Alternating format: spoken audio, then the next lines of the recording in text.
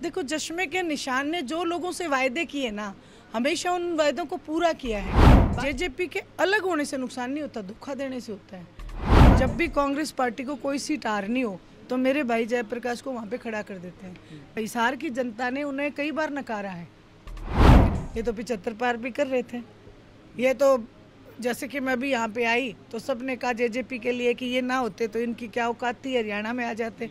तो आज ये 400 पार करें तो 400 छोड़ दो आप, ऊपर वाली जितनी आएंगी वो आ जाएंगी इनके पास, बाकी इनका कोई ग्राफ नहीं है। मानते हैं आप सभी दर्शकों को बहुत बहुत नमस्कार। मेरा नाम है मुकेश माही। जैसे जैसे 25 मई नज़दीक आती जा रही है वैसे वैसे जो प्रत्याशी है अपना पूरा जो है जोर लगाते जा रहे हैं। सुनैना चौटाला पहुंच चुकी हैं। नामांकन पे एक बड़ा एक काफिला था, हमने कवर भी किया था।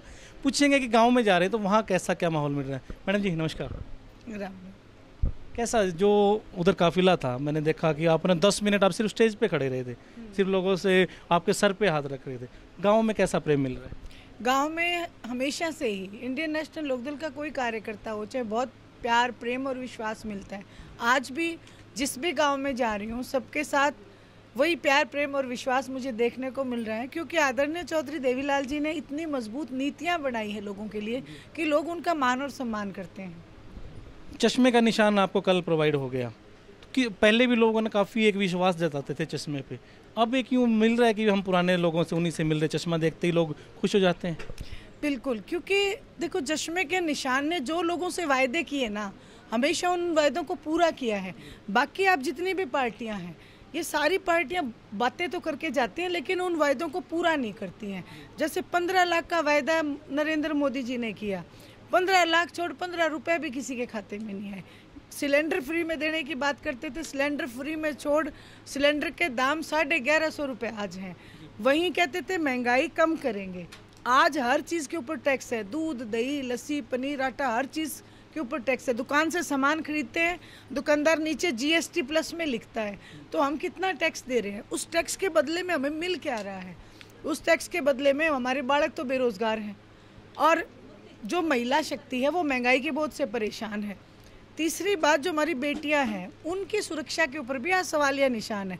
आप देखो ना तो कहीं कोई स्कूल कॉलेज के लिए कोई बसें आती जाती है, ना कोई सिक्योरिटी का सिस्टम है।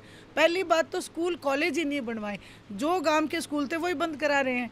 तो ये हरियाणा प्रदेश को जो लूट और खसोट इन्होंने मचा रखी है, ये दुकान अब बंद होने वाली है, लोगों ने मन बना लिया है। नरेंद्र मोदी का आपने जिक्र किया, 400 पार का नारा चल रहा है, कितना मानते हैं कि 400 पार कर ही जाएंगे? ये तो 75 पार भी कर रहे थे। ये तो जैसे कि मैं अभी यहाँ पे आई तो सबने कहा जेजेपी के लिए कि ये ना होते तो इनकी क्या औकात थी, हरियाणा में आ जाते। तो आज ये 400 पार करें तो 400 छोड़ दो आप, ऊपर वाली जितनी आएंगी वो आ जाएंगी इनके पास, बाकी इनका कोई ग्राफ नहीं है। मानते हैं आपकी जेजेपी के अलग होने से इनेलो को नुकसान हुआ है? देखिए, जेजेपी के अलग होने से नुकसान नहीं होता, धोखा देने से होता है। आदरणीय चौधरी ओम प्रकाश जी चौटाला के पीठ में छुरा घोंपा गया।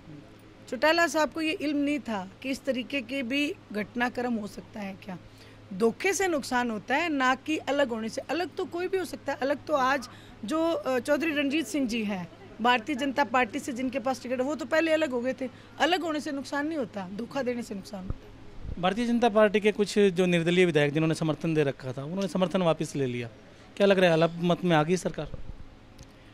आपको क्या लगता है? ये जो भूपेंद्र सिंह जी हुड्डा हैं, ये बीजेपी की बी टीम है।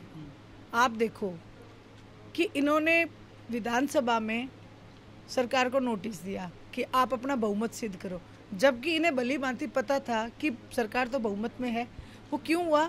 आज का प्रकरण उससे आप मिला के देखो। अब 6 महीने से पहले ये इनको नोटिस नहीं दे सकते। इसलिए ये जो बातें हैं ना, ये सारी बातें राजनीतिक तौर पे, ये जितने नेता हैं आज, ये नेता इनको कुर्सी चाहिए, चाहे कैसे ही करके मिले। जनता की भावना की कोई कदर नहीं, लेकिन इनको कुर्सी चाहिए।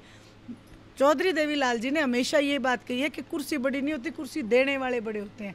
इसलिए आज ये जनता अपनी याद इनको कराएगी अच्छे से।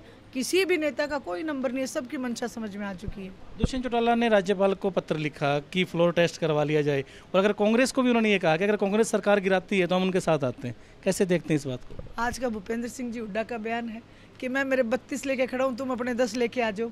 और आज जेजेपी के पास 10 नेता ही नहीं है, तो और उल्टा उनको थ्रेट दे रहे हैं कि अगर वो सरकार को धमकी देंगे तो हम अपना अगर समर्थन वापस ले लेंगे तो उनके ऊपर भी खतरा है। तो इसलिए ये जो आज नेता है ना, ये सब मैंने आपको कहा कुर्सी की लड़ाई लड़ रहे। कुर्सी देने वालों की कोई लड़ाई नहीं लड़ रहा, जनता की लड़ाई नहीं है लड़ रही है। जनता की लड़ाई तो अभय सिंह चौटाला ने लड़ी है और वही लड़ रहे हैं आज भी। आपने कहा कांग्रेस बी टीम है, तो जेजेपी को कौन सी टीम कहेंगे? जेजेपी तो अलग है ही नहीं ना बीजेपी से, वो तो है ही एक ही। अगर वो एक नहीं होते तो 5 साल तक किसान के सिर फूट रहे थे, 750 किसान मारे गए। नैतिकता के आधार पे उनको इस्तीफा देना चाहिए था। दुष्यंत चौटाला ने कहा कि मैंने सिर्फ इस्तीफा ही नहीं दिया, बाकी मैंने किसानों के लिए मैंने काफ़ी काम कर दिए हैं। तो फिर आज गांव में क्यों नहीं घुसने दे रहे? ये मैं नहीं कह रही, ये हरियाणा प्रदेश की जनता कह रही है कि हम गांव में नहीं घुसने देंगे। उसका कारण क्या है? अगर आप काम करोगे, इनेलो और कांग्रेस के लोग हैं जो विरोध करते हैं, तो आपके पास लोग ही नहीं रहे। इसका मतलब कोई हमारा विरोध करके आके दिखाए। क्या उनकी पार्टी में लोग नहीं है? वो बताएं, क्योंकि उनके पास कोई आधार नहीं है, उनके पास कोई वजह नहीं है। इंडियन नेशनल लोकदल की खिलाफत करने की कोई वजह ही नहीं है। कभी चौधरी देवीलाल जी की कोई पार्टी खिलाफत कर ही नहीं सका, ये रिकॉर्ड है। कहीं न कहीं आगे कोई चांसेस है इनेलो के जेजेपी से दोबारा मिलन के? देखिए, ये तो शीर्ष नेतृत्व है जो बेहतर बता पाएगा। मैं कार्यकर्ता हूँ और मैं सिर्फ और सिर्फ काम करने के लिए मैदान में हूँ। मैं ये ना तो परिवार की लड़ाई में घुसती। आप धरातल पे जो आप जाते रहते हैं, तो कहीं ना कहीं आप ये सलाह दे सकते हैं कि जो जेजेपी को और इनेलो को एक हो जाना चाहिए, शीर्ष नेतृत्व को ये आप सलाह दे सकते हैं? मैंने आपसे कहा कि मैं जनता के लड़ाई लड़ रही हूँ। जनता डिसाइड करती है। ये जो अपने आप में डिसाइड करके, यही तो आज ये दिन देखने पड़े। जनता डिसाइड करती है। कोई भी नेता जो राजनेता है, उसका निर्णय जनता को डिसाइड करना चाहिए, ना कि राजनेता खुद कुर्सी के चक्कर में डिसाइड कर लें। नैना चौटाला ने कहा कि इस बार हिसार लोकसभा से एक महिला सांसद की संसद में एंट्री हो सकती है। कितना मानते हैं कि वो सुनैना चौटाला हो सकती है? 100% सुनैना चौटाला ही होगी। ये बात नैना चौटाला जी कह रही हैं। नहीं, मैं कह रही हूँ ना, सुनैना चौटाला ही होंगी। वो उन्होंने कहा एक महिला की एंट्री हो सकती है, तो 100% वो सुनैना चौटाला होगी, चश्मे का निशान होगा। जेपी के कल के हाँसी के कार्यक्रम रद्द हो गए, उनको कैसे देखते हैं? बीच में छोड़ के उनको जाना पड़ा, कह रहे थे कि दिल्ली मीटिंग है। दिल्ली मीटिंग नहीं, उनके नॉमिनेशन में गड़बड़ है। उनके कुछ केसेस हैं जो उन्होंने फाइल नहीं किए थे। दूसरी एक चीज़ और है, जब भी कांग्रेस पार्टी को कोई सीट हारनी हो तो मेरे भाई जयप्रकाश को वहाँ पे खड़ा कर देते हैं। हरियाणा की हिसार की जनता ने उन्हें कई बार नकारा है, लेकिन फिर से इनको भेज देते हैं। आज मैं यही तो कह रही हूँ कि बी टीम बन के भूपेंद्र सिंह जी हुड्डा काम कर रहे हैं। जितने भी आपने टिकटें देखी, करनाल में आप इनका देख लो, कांग्रेस का सामने कौन है? मनोहर लाल जी खट्टर। तो ये काम किसके लिए कर रहे हैं? भूपेंद्र सिंह जी हुड्डा के 2 चेहरे हैं। एक चेहरा भारतीय जनता पार्टी के लिए काम करता है, एक चेहरा सिर्फ कांग्रेस को दिखाने के लिए है कि मैं हूँ। क्योंकि बीजेपी का जो ईडी का डर है वो भूपेंद्र सिंह जी हुड्डा के ऊपर भी है। जी। अभी मैं अगर आपसे ये पूछूं सीधा सीधा कि पब्लिक से वोट की एक अपील आप किस प्रकार करते हैं, कर दीजिए हमारे चैनल के माध्यम से। सबसे पहले तो मैं आपकी इस चीज़ के लिए बधाई देती हूँ कि आपकी क्वेश्चनिंग बहुत अच्छी है। दूसरी बात, आपने मुझे मौका दिया अपने चैनल पे वोट की अपील करने का, तो मैं तो हरियाणा प्रदेश की जनता से हाथ जोड़ के प्रार्थना करती हूँ कि आप अपने क्षेत्रीय दल को मजबूत बनाओ। क्षेत्रीय दल जैसे अभय सिंह जी चौटाला ने विधानसभा में आपकी लड़ाई लड़ी है, देश की सबसे बड़ी पंचायत में जाके भी हम आपकी लड़ाई लड़ने का काम करेंगे। आपको कहीं नीचा नहीं देखने देंगे।